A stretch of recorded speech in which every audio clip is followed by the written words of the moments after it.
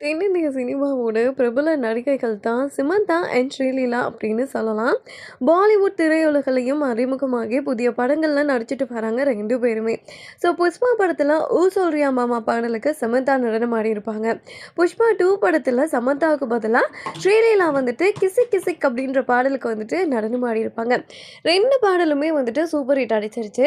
So இத தொடர்ந்து தான் சமந்தாவுக்கும் ஸ்ரீலீலாவுக்கும் ஒரு விரிசல் வந்து ஏற்பட்டுருச்சு. பிளவு வந்து இவங்களுக்குள்ள ஒரு மாதிரி ஈகோ அப்படின்ற மாதிரியெல்லாம் நிறைய தகவல்கள், வதந்திகள் வந்து பரவ ஆரம்பிச்சுச்சு.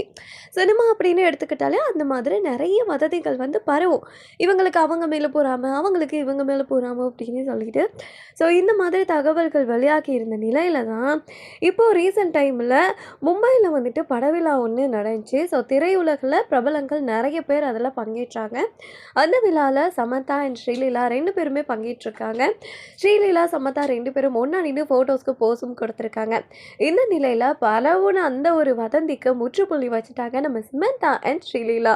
சமந்தாவ பிடிக்குமா? ஸ்ரீலீலாவ பிடிக்குமா? அப்படின்ற உங்களோட ஒப்பீனியன கமெண்ட்ஸ்